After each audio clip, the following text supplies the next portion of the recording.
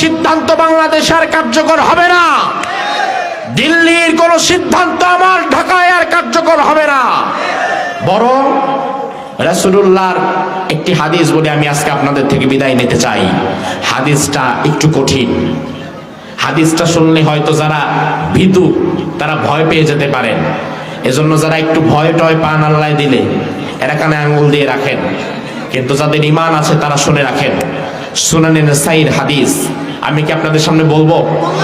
আমি কি বলবো আপনাদের? আল্লাহর হাবিব ১৫০০ বছর আগে বলেছেন, ইসাবাতানি মিন উম্মতি আহরাজাহুমাল্লাহু মিনান নার।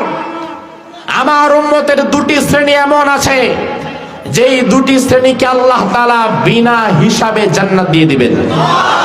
আরো জোরে, ইসাবাতুন তাগজুল হিন্দ।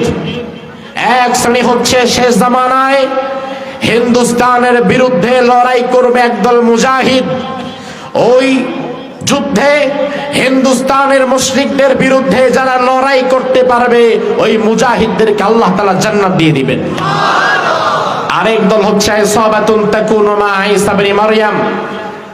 কিয়ামতের পূর্বে ঈসা আলাইহিস সালাম যখন দাজ্জালের বিরুদ্ধে লড়াই করবে, সেদিন ঈসা নবীর পক্ষে দাজ্জালের বিরুদ্ধে যারা লড়াই করতে পারবে তাদেরকে আল্লাহ জান্নাত দিয়ে দিবেন। এখন দাজ্জাল কবে আসবে, ঈসা নবী কবে আসবে, কবে সেই লড়াই হবে কিয়ামতের পূর্বে, তা আমরা পাবো কিনা সেটা আমাদের জানা নাই।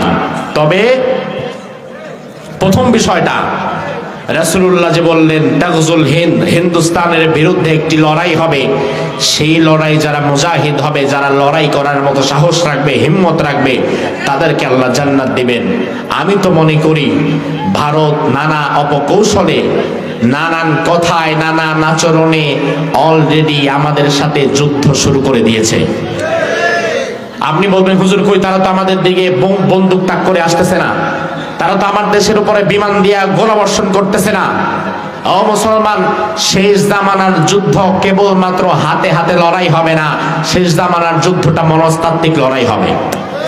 শেষ জামানার যুদ্ধটা এক পক্ষ অপর পক্ষের দিকে শুধু তীর আর কামান বিমান ছুড়বে এমন নয়।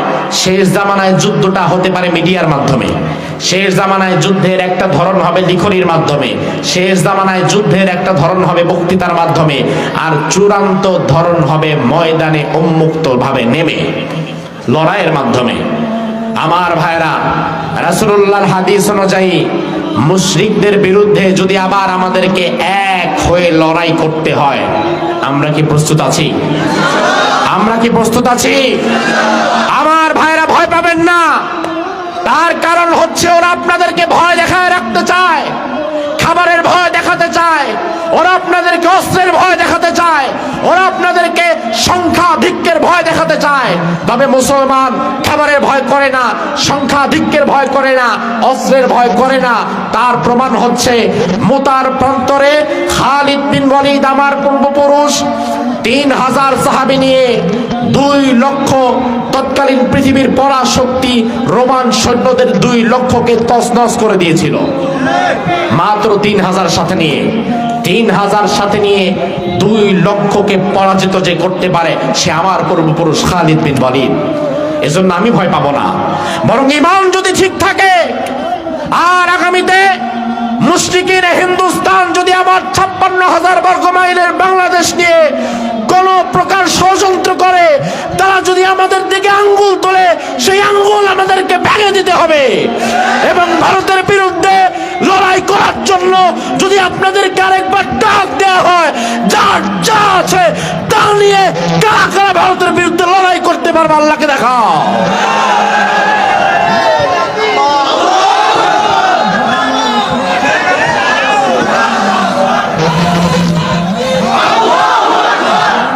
আমার ভাইরা, ওরা যত ভয় দেখায় আমরা কি তাদের ভয় পাবো? অসম্ভব। একজনকে ভয় পাবো, একজনের সামনে মাথা নত করব, চিৎকার দিয়ে বলেন তিনি কে? মুসলমানদের এই ঈমানটা আল্লাহ দেখতে চায়। আজ ঈমানের উপরে যে কথাগুলো হলো, আল্লাহ তাআলা আমাদের ঈমানকে আরো মজবুত করে দিক, বলি আমিন।